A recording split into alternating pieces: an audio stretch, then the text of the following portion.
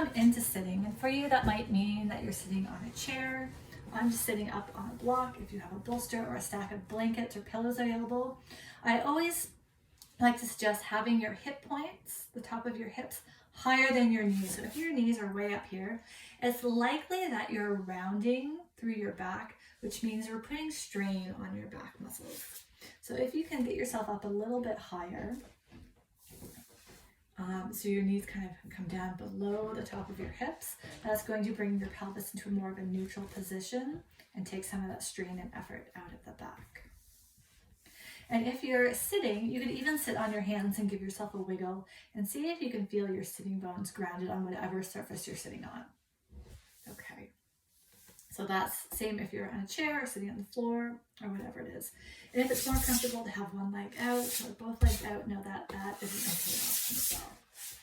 So I thought I might teach you something a little bit different. I don't think I've taught you this yet. Maybe I have. Sometimes I forget week to week everything that we've gone through. But this is a vagus nerve exercise, and so it works at the nerves that are coming down from the base of our skull down to different parts of our body. And so I'll guide you through this, but the reason I'm sharing it is it can have a very nice calming effect. It might feel subtle, you might not notice it, but in my experience, I find it can be calming. And it also helps to improve the range of motion of our neck. And our vagus nerve also innervates our upper traps. So that tension and tightness that we're always trying to stretch out and trying to get rid of, you can't really get rid of it by stretching. But in my experience, I found that doing the vagus nerve practice regularly on a daily basis, sometimes even more than once a day, because I'm like that, it's helped kind of relieve that chronic tension and tightness. So you can either take my word for it or you can try it out yourself. So I'm going to show you how to do it. So either in sitting or standing, we're going to turn our head to one side, and you're just going to note what your range of motion is. Like, where does your head stop? Where is there tension, tightness? Is there discomfort anywhere? So we're just kind of noticing what our baseline is. Your chin might not come all the way to your shoulder. That's likely. And then we'll come back to center. And then turn your head to the other side.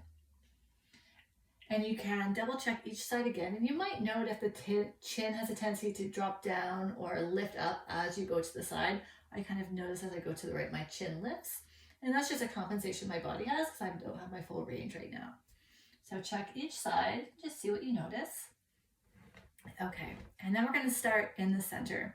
So you're going to keep your head looking forward, and then you're going to take your eyes as far right as you can. So you can even bring your finger from your nose and bring it out to the right. So you're using both eyes and looking as far right as you can. And you're going to keep your gaze to the right until you experience a relaxation response. And this can be different for everyone. For me, it's a yawn. Some people, it could be a sigh or a gulp. And this will just happen automatically. And it might be quick or it might take a minute or two. So don't rush through it if you're not experiencing your yawn or your gulp or your sigh right away. Just keep looking to the right. And when you experience it, then you're going to let the eyes come back to center. And if you're still waiting, that's okay. I'm going to keep going, and you can follow along as you hit each of the kind of milestones. So we're going to do the same thing on the other side. So the eyes are going to look as far to the left without turning your head. And you're going to wait for your relaxation response.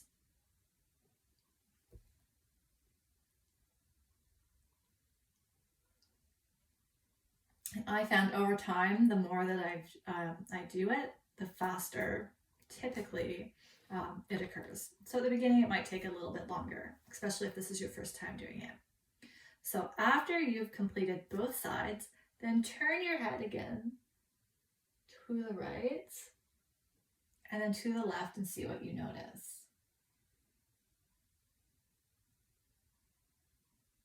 You might notice that you can turn your head a little bit further, or there might be a little bit more ease. Okay, so that is the basic exercise for vagus nerve, but we're going to take it up a notch. So when you're ready, we're going to drop the right ear towards the right shoulder. So shoulders don't hike up, just keep them nice and relaxed. Ear towards the shoulder. And now your eyes are going to look down towards the floor, so towards your right thigh. And again, we're going to wait for that yawn or that sigh or the gulp, whatever your relaxation response is. And then after you've experienced it, bring your head back up to center. And we'll repeat the same thing on the other side. So take as much time as you need. When the head goes to the left, you're going to look down towards the left thigh. And I do realize I'm going a little bit quick, just because I can't see where everybody's at right now, but please take your time.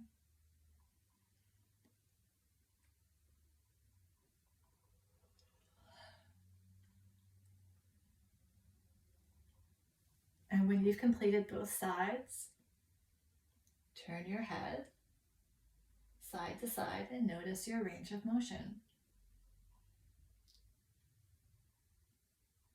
This is usually when people start to comment that they feel like an owl.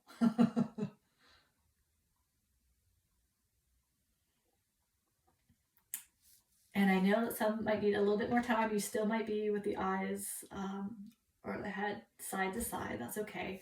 I'll show you a third variation on this.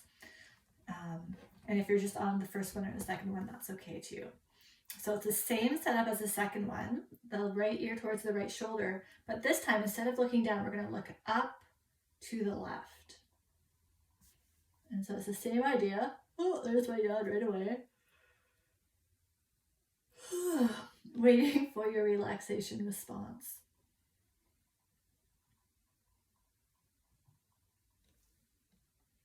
And then we'll do the same thing on both sides. So when you're ready, the left ear towards the left shoulder and looking up to the right.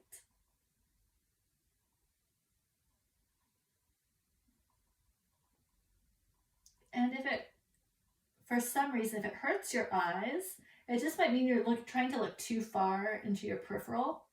And just let your gaze soften a little bit further out where you can hold your gaze.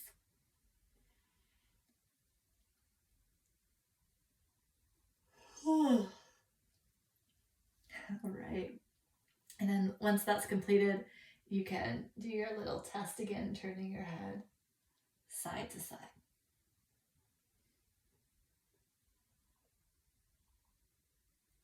And notice what your experience is like. Okay, so that's an easy one that you can kind of pepper into your day. You can do it in the morning or in the afternoon. It doesn't matter. You can do it as many times as you'd like. There's no side effects from that. And then if you're all caught up, maybe we start to gently slide your shoulder blades up and down your back. And notice what that feels like.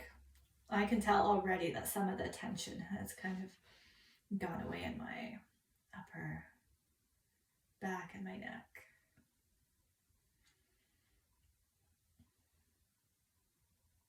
And then maybe linking movement and breath, inhaling the blades up and exhaling them down. And maybe starting to notice what it feels like to initiate the movement from your shoulder blades as opposed to your arms. Sometimes we draw the upper arms up and back and we do this kind of shoulder circle thing. But what happens if you move the blades? It's kind of like they slide up and forward and then back and down. And if you want, we can add on to that. So inhale the blades up, and then as you exhale, squeeze the blades together and release them down. I'll try that a few times.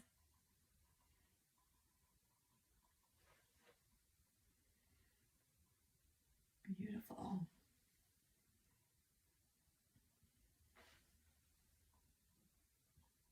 All right, we'll let our shoulders relax.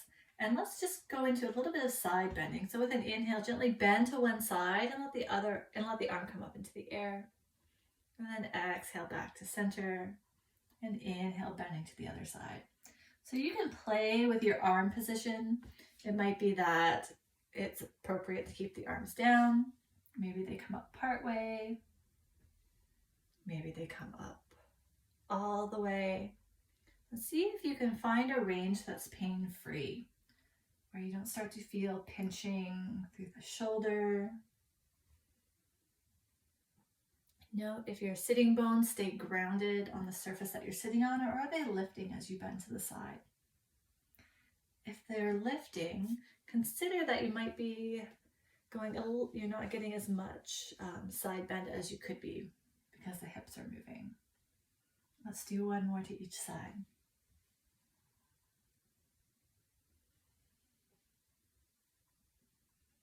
Beautiful, and then we'll meet in center. And we'll keep linking movement and breath as we go through some rotation. So with an inhale, the arms will come up, and exhale, rotate to one side, bringing the arm across and the other arm back. And then inhale to center, and exhale to the other side. You can also do this without the hands.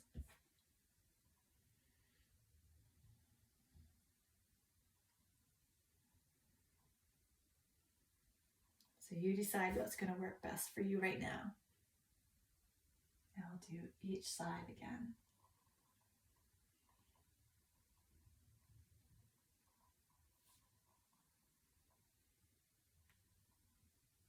Good.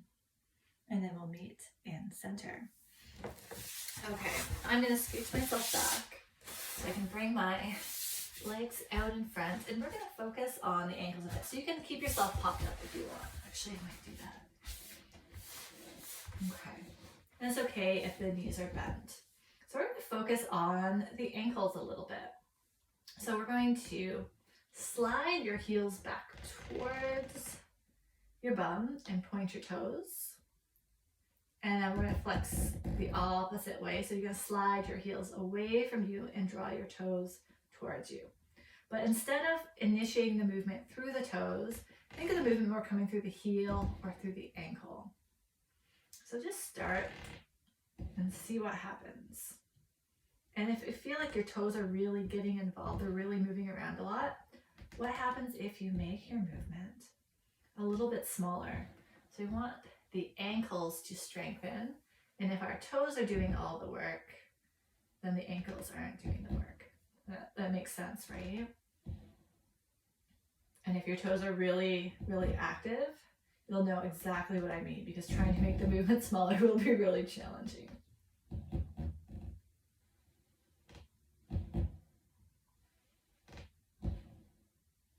Good. And then we can let that rest. And let's explore taking the feet side to side. And so the knees shouldn't be moving and the legs shouldn't be rolling side to side. And so you might just start maybe with just the one foot at a time if you're having a hard time connecting to it. Again, quiet toes, they're just along for the ride. So you can do one at a time or both sides at the same time. And just see what you notice. So the legs are pretty quiet. If you feel a lot of clicking or crunching in your ankles, you could always make the movement a little bit smaller as well. And that's just going to help your overall mobility, and eventually that clicking and crunching will just stay away, but it just takes a little bit of practice. So after you've done that a few times, now we can start to take the ankles in circles. So same idea, if the toes are really kind of doing something, what happens if you just do one at a time and go a little bit smaller? And it could be, if your heel is on the floor, it could be more challenging. So you could lift your leg, or I've just crossed my legs here. And that does feel a little bit more accessible, not having the heel on the floor. And you can try circling a few times in both directions. And then make sure you do both sides. So if you're doing them one at a time, switch.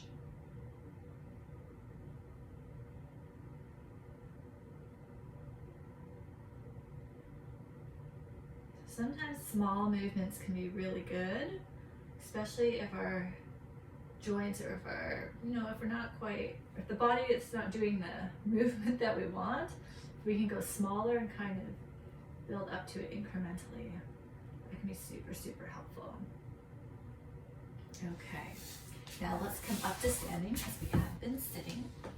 And let's do just a little bit more with our feet, but let's bring our feet hip distance apart, feeling into the 3 points of our feet, the center of the heel, the base of the big toe, and the base of the baby toe.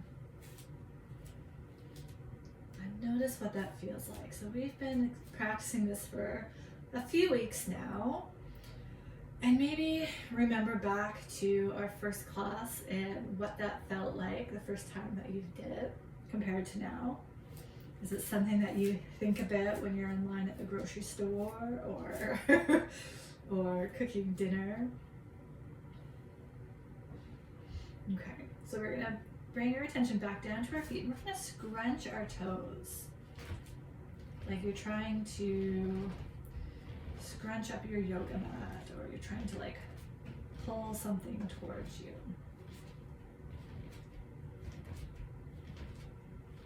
Good. And then we're gonna let the toes relax. Now, I'm gonna come a little bit closer, see if you can see. Maybe I don't have my screen tilted enough. Okay, we're gonna try this, and this is gonna be for fun. So see if you can keep all your toes on the floor, but lift just the big toes. And then we're gonna bring the big toes down. Keep the big toes down, but lift your small toes, all the rest of the toes. And alternate moving big toes and the rest of your toes. And if that's really easy, what if you can keep your big toes and your baby toes down and just lift the toes in the middle? I know that's a lot harder. I'm not quite sure how well I can. One side's a little bit easier. Notice if you have a tendency to kind of start to tense up through your hands or your shoulders as you try to explore your feet. It's pretty interesting, hey?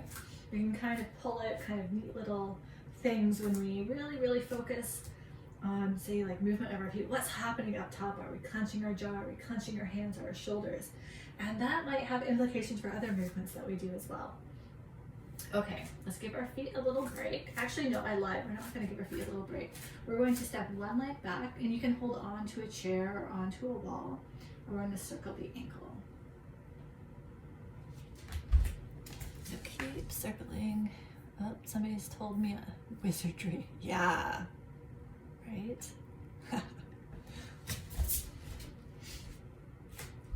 Okay, and we'll switch directions.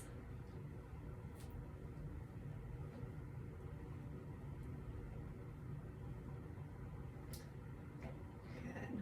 Okay, come back to the 3 points of the feet. We're going to shift the weight into the other leg. Take the foot back and circle the ankle. So not only are we circling the ankle, but we're getting a little bit of movement in our hip socket as well. And the other way. And we're working on balance, which means we're working on core. There's all kinds of stuff going on right now. Even though we think we're just doing a simple movement, it's not always so simple. Okay, now let's come back to standing in our mountain pose, 3 points of the feet. Have a little bit of space behind you, and let's shift the weight into the left leg and take a step back with the right. So I'm going to keep my heel lifted, bend the left knee and the back leg straight. I'm going to press my heel back. If it feels better to drop the heel down, or you can even bring your feet a little bit wider with the back heel down. So you decide. And if you kind of lose your balance, you can always reset and just do a slightly smaller step back. So the right heel presses back if it's lifted, and the left knee is bent.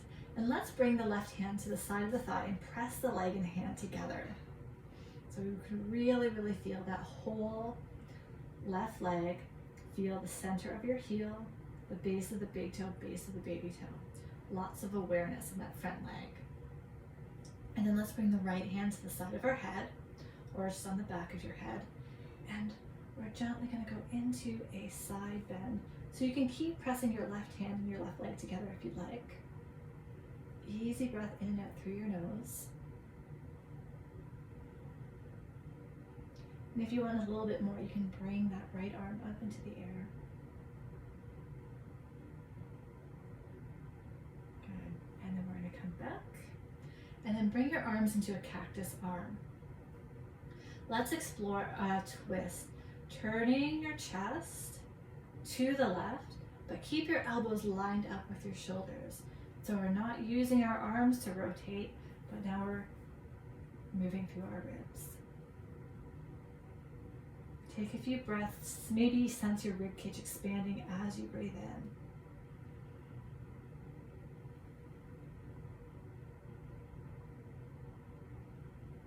in. 2 more full breaths.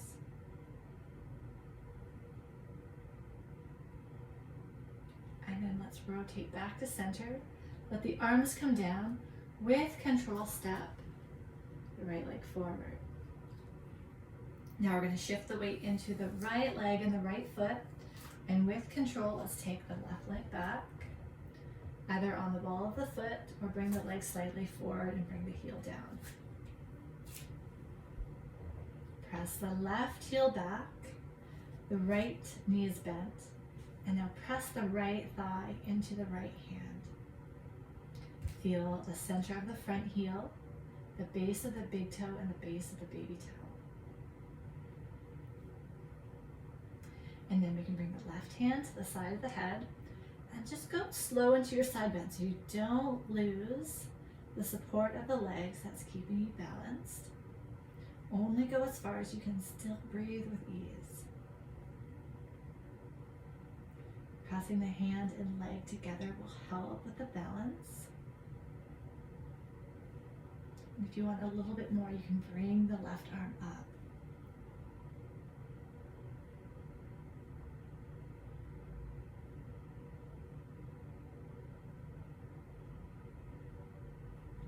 And then we'll slowly come back to center and bring the arms up, elbows bent.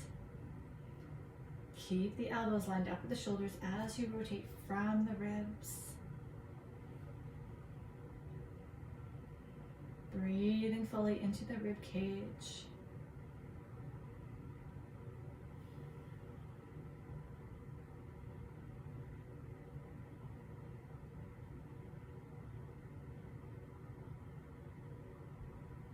And then back to center. You can let the arms come down and with control, step forward. Good. Okay, we're gonna give the arms a little break and I'm gonna come forward, but you can stay standing if you want, or you can come sit down, whatever you want. We're gonna do a little bit of shoulder work before we come back and work on our hips a little bit more. So let's try, which one do I want to do? Let's bring the left arm forward. And then you're gonna bend the elbow and use your other hand on the outside of your arm to gently draw it across. So just enjoy a really, really gentle stretch here. If the shoulder's really coming up high towards the ear, or if you're doing a little side bend, I would just come back and reset. Just go a little bit smaller. It doesn't have to be an intense stretch sensation. I'm not really feeling much, but I know that there's still stuff going on here. So now we're going to add a rotation, rotating the arm up. So the arm might kind of naturally on its own just kind of come out a little bit more, just so it's easier to move. So see if you can get a sense of what it feels like to move the upper arm. So the elbow should kind of stay at the same height. Okay, so the next time the arm comes up, pause there, and then bring your other hand to the outside of your arm again, and press the arm and hand together. So just creating a little bit of resistance. Notice your breath. Are you holding your breath? Good. And then we can bring the arm back down and release. Okay, and we'll do the same thing on the other side. So this time we're going to bend the right elbow and use the left hand to gently draw it across. And if you're someone who operates at 150% or 200% all the time, what happens if you just go at 100, right? What if you just kind of give yourself a little bit more room to breathe? You can still, accomplish a lot without having to kill yourself and go crazy over it, right? Sometimes we have to show ourselves a little bit of kindness, or let ourselves off the hook a little bit. Okay, let's rotate the arm up and down. So getting a sense of arm bone, moving a shoulder socket.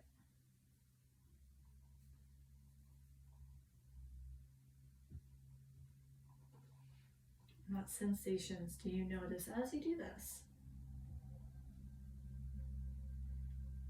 Maybe it feels better just to go in a smaller range. Okay, so whatever your range is, we'll rotate up and hold, and then press the arm and hand together.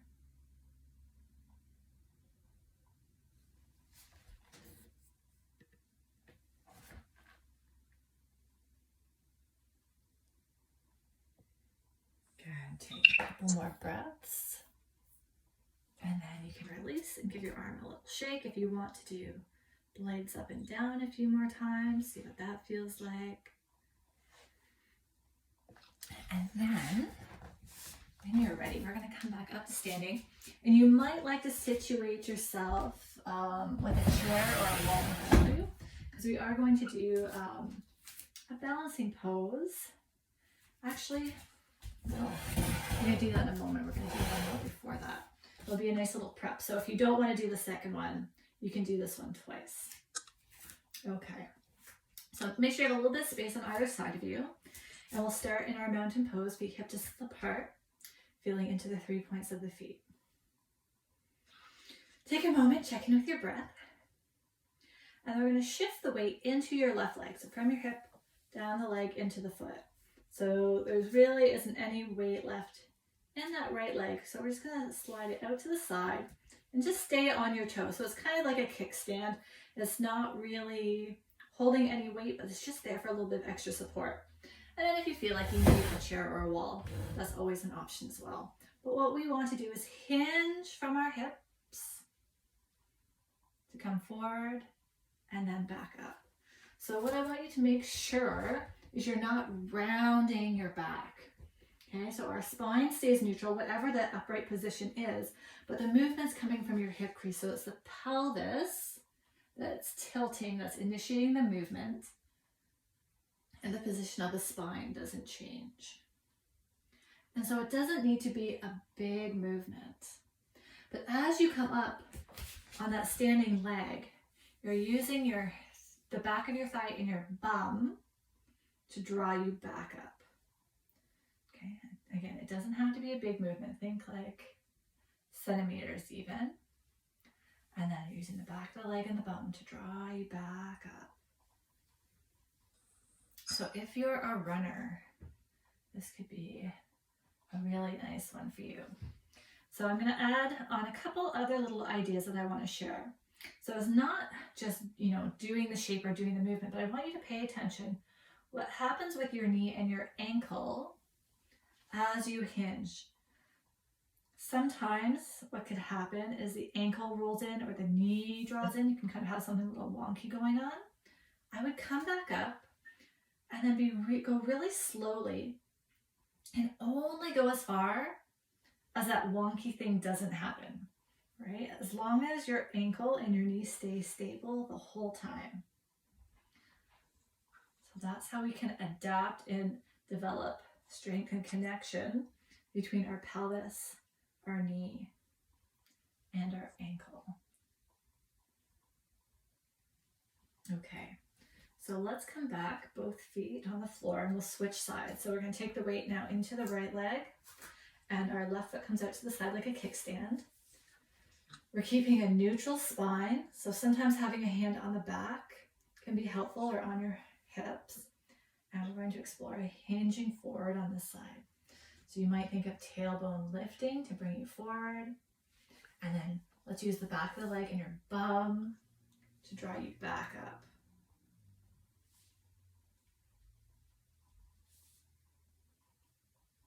So explore this one. Notice what happens with your ankle and your knee. And there's lots of other ways that we can make this practice more challenging, but this is a really good place to start.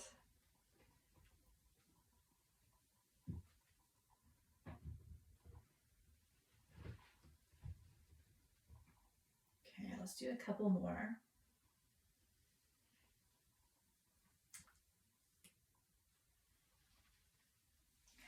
And then we'll come back to standing. So I'm going to demo really quickly the next one we're going to try. And if you're like, oop, that one's not for me, you'll just repeat the same one again. Okay, so I'm going to start with a chair in front of me. And so the practice is going to be bringing one ankle onto the opposite knee in a figure 4. Now, if in order to get there, if you really have to hike your hip up, right? So you're getting shorter on one side, or you got to pull it up there and you're just kind of like all over the place, I would just come back and do this one for now. But if you can kind of hold on to a chair and you can keep your hips relatively level and bring your ankle onto the knee, then you can do this one. And so it's going to be similar. We're going to hinge at the hip just like we did in the previous, neutral spine, and then coming back up. But in addition to the hip, we're also bending the knee, bending the hip and bending the knee. So this is going to really get into the outer right hip if you've got the right leg up. And the chair is just there for extra support. So play with this. Can you feel your hip crease angle decreasing as you bend? And are you able to move through your knee and your hip at the same pace? And we're also working through the ankle down there as well.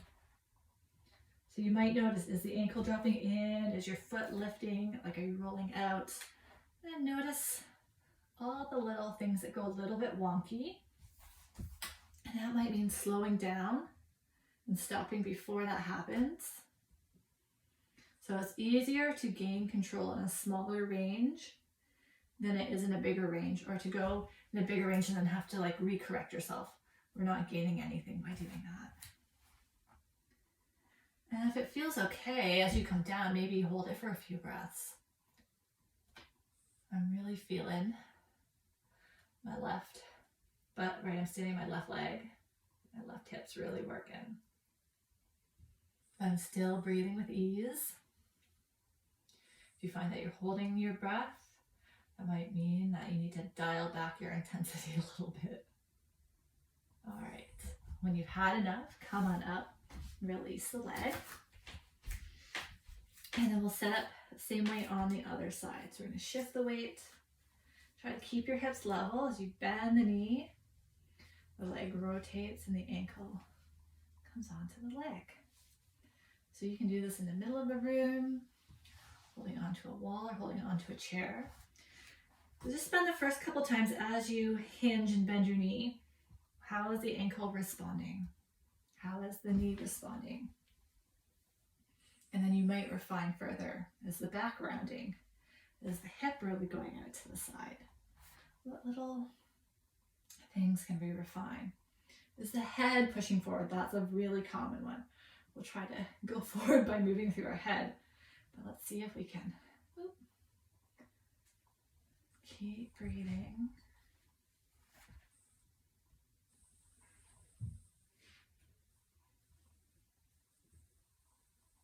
Good. And then after you've kind of done a few, hold it for a few breaths.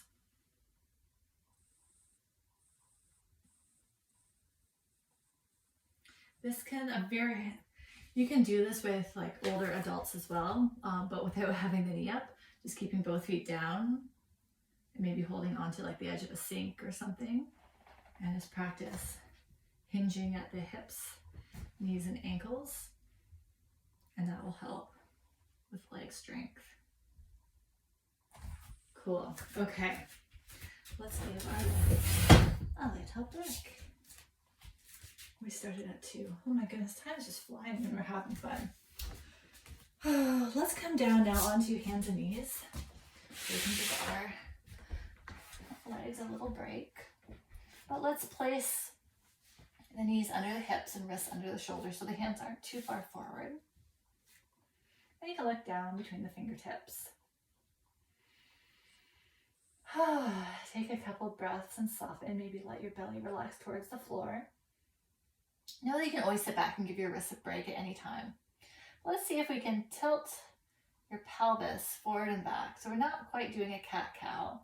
And we don't want to initiate through the low back, but we want to get the pelvis, those sitting bones lifting, tailbone drawing down, or maybe think of tailbone lifting and then the pubic bone drawing up towards the belly button. So again, this isn't one of those big movements, but we want to get a sense that our pelvis can move around the leg bones without the legs moving. And then kind of once you start to get a sense of that, can we bring that into a full cat-cow? So we're going to lift the tailbone and then go segment by segment through the spine. So through the low back, and then through the mid back, and then the upper back, and the neck, and then the head comes up. And then we'll reverse from the pelvis. So now, pubic bone towards the belly button, moving through the low back, the mid back, the upper back, the neck, and then the head. So keep starting at the pelvis, move segment by segment. Keep breathing in and out through your nose. So you can decide how fast or slow you go. The slower you go, the more you can feel. And it might feel like parts of your back don't really go segment by segment. It might be chunk by chunk. And that's okay. That just gives us information about maybe where there are some limitations or tight areas that we need to work on. And then let's do a couple more.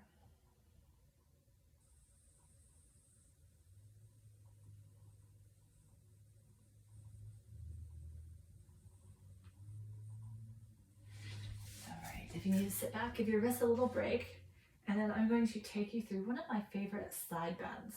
There's a little bit of setup, but I find that it's really, really, really nice. So we're going to start from a tabletop, and then slide your right arm forward and maybe a little bit towards the center.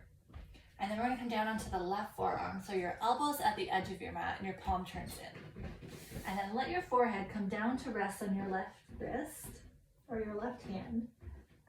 And that might mean that your right arm has to come out to the side a little bit, but try to keep that right arm straight and the elbow lifted. Now, keeping your hips over your knees, you're going to start to press your right armpit, your right side ribs, and your right waist towards the right side of the room. So this whole side of your body is getting a little bit longer. This is where we're getting the side stretch. The shoulders are still level. Let's hold for a couple breaths. And then we'll come back and come up. And we can set up. I'm eating my hair. We'll set up the same thing on the other side. So this time the left arm comes forward. And we come down into the right forearm, elbows out to the side, and the palm turns in. Let the forehead come down to rest. And keep the hips over the knees as you press out through your left armpit, your left side ribs, and your left side waist.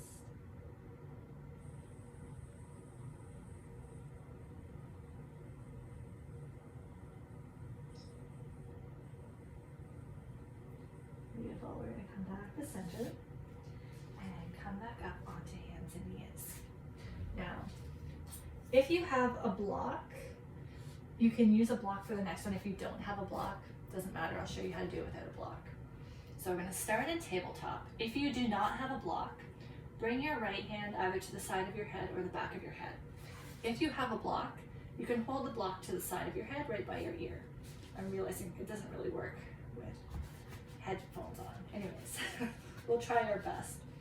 So your elbows out to the side. And then we're going to turn the rib cage so your breastbone is turning towards the right, but we're not turning the hips. And then we're going to turn all the way the other way, bringing the right elbow towards the left wrist. And then we're going to come back to the start. And we're going to turn the ribs to the right.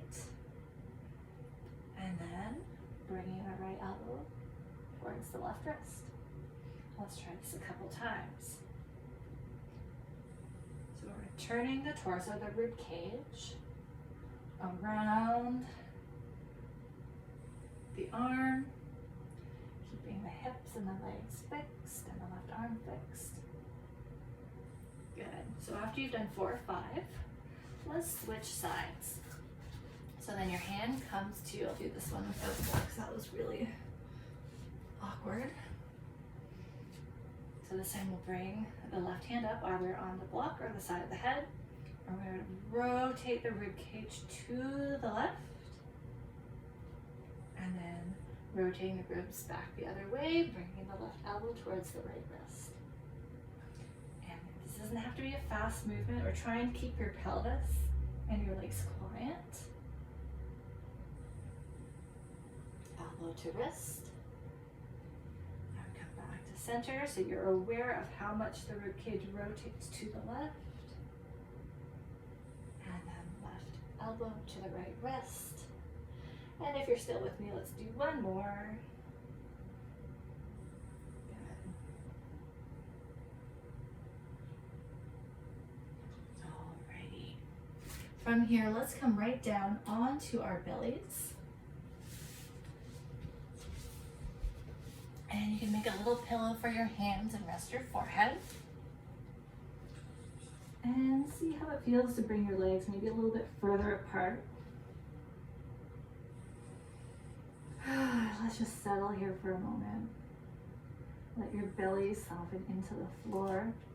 If it feels uncomfortable having your elbows bent like this, you can bring your arms down by your side or one arm down by your side. And then you're going to imagine that somebody's placed their hand across your waistband. So across your low back, and they're moving their hand side to side so your bum starts to rock. Side to side. So I call this bottom rocking. This is one type of rhythmic movement that can be really calming and soothing.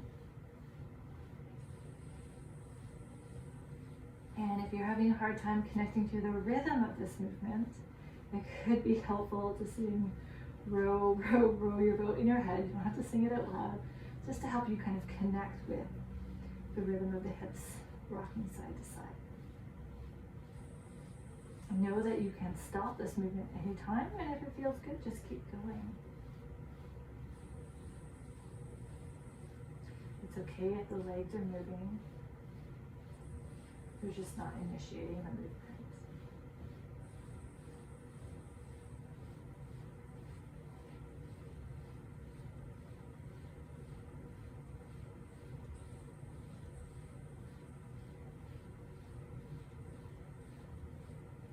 So if you're ever in a situation where your body feels really energized, or feel really wired, or feel like you can't fall asleep, if you take a couple minutes and do this, it can kind of help bring the energy level down. If you've got kids, you can manually do this to your kids. So bring your hand across their waistband and just gently rock them side to side.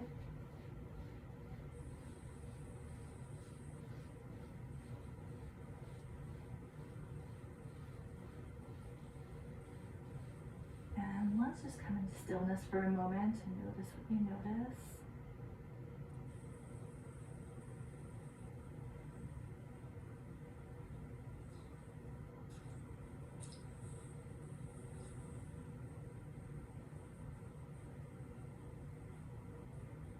So you might choose to repeat that one again, or you can see what it feels like to come up onto your forearms and then tuck your toes under. You're going to use your toes to rock your body forward and back. And so you can use a little song, row, row, row your boat, help find the rhythm. And this one can be challenging sometimes. It might feel like the movement's really jerky, or the movement might feel like it kind of gets stuck in a certain part of your body and it doesn't kind of go all the way through. And if that's the case, just notice what is or isn't happening. What happens if you use less force? And you feel like, no, this one's not right for me, just come back down and do the bottom rocking. I'm rocking. Hi.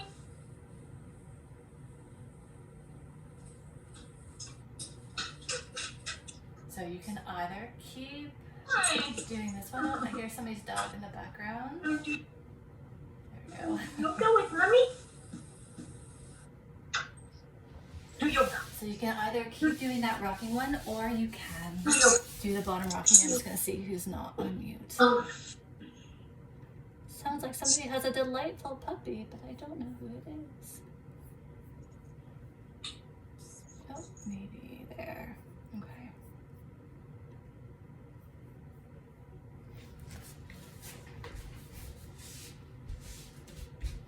Okay, so whether you're rocking on your forearms with your toes, or your head is down and you're rocking the hips side to side, let's stay with one or the other for about 20 more seconds.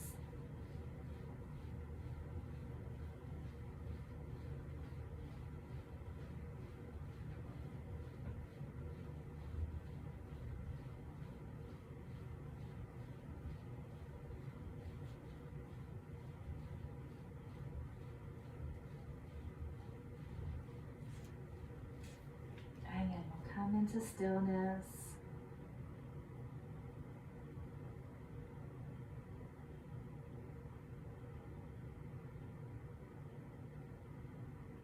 And then when you're ready, rolling over onto your back.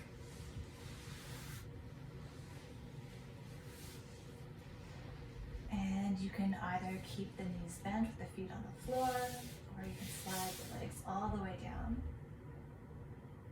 But maybe bringing your hands onto the side of your ribs. And then start to sense your inhale coming into your rib cage. Sensing the back of the ribs moving down into the floor. The front of the rib cage moving up into your hand. And the sides of the rib cage moving out to the side. So essentially your rib cage is expanding 360 degrees as you inhale, and releasing, softening as you exhale.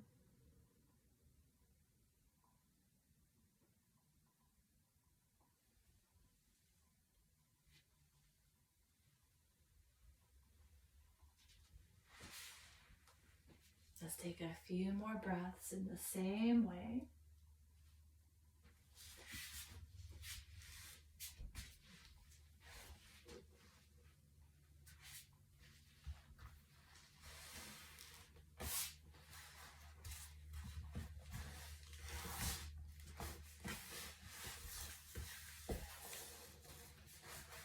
And then you can let your arms come down by your side. If there's any other little adjustments or movements that you'd like to take to make yourself more comfortable, we'll spend the next few minutes, next 7 or 8 minutes, on guided relaxation for Shavasana.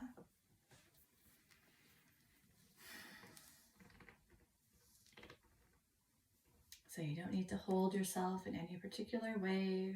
You don't need to breathe in any particular way. Just let everything start to soften and fall away. And feel the weight of your body resting on the surface beneath you. Maybe even imagining the ground or the furniture coming up to support the weight of your body.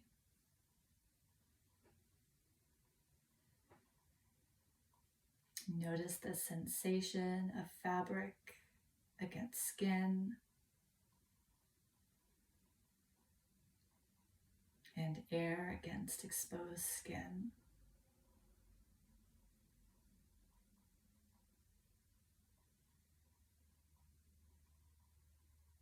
Soften your belly.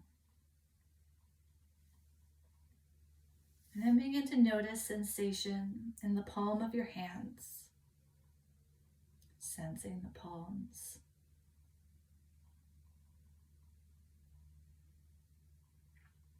Sensing your index fingers, your middle fingers,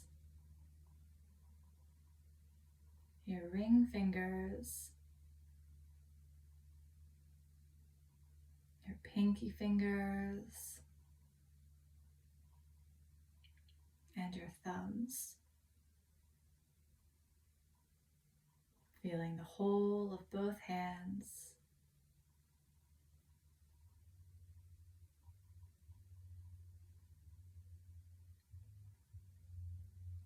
Sense your wrists, forearms, elbows, upper arms, and shoulders.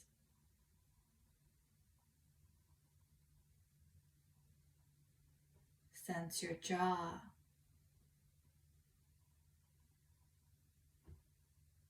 your chin, lips, the roof of your mouth, the inside of the cheeks, and your tongue. Sense the whole inside of your mouth all at once.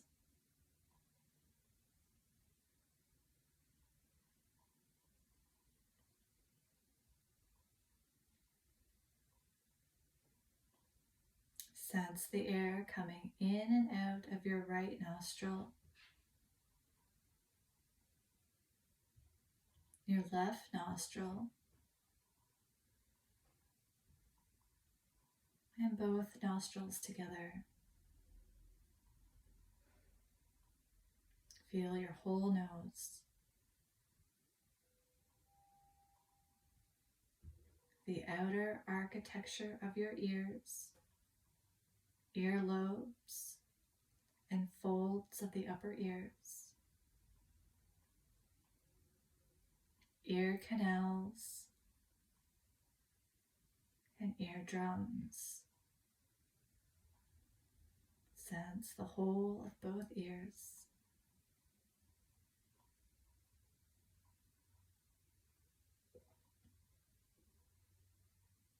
The front of your eyes,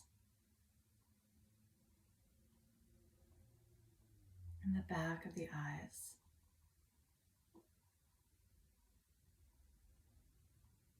And the muscles in and around your eyes.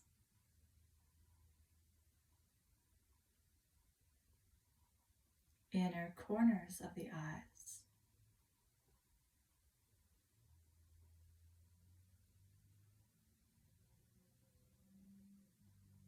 Eyebrows.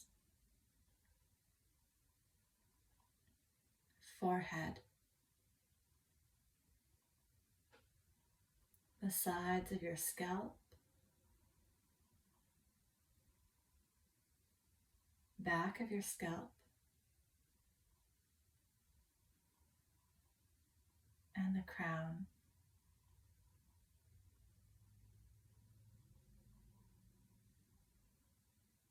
Feel your whole head at once.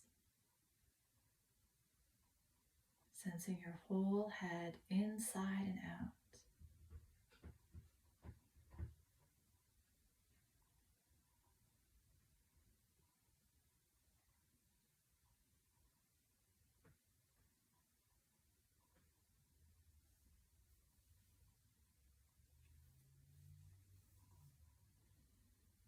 Sense the back of your neck, the sides of your neck, and your throat.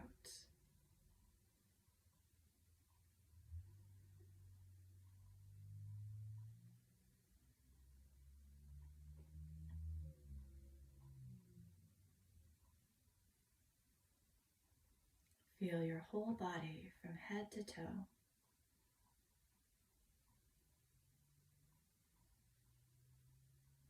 Gently aware of your body breathing itself without any effort from you. Aware of each breath coming and going.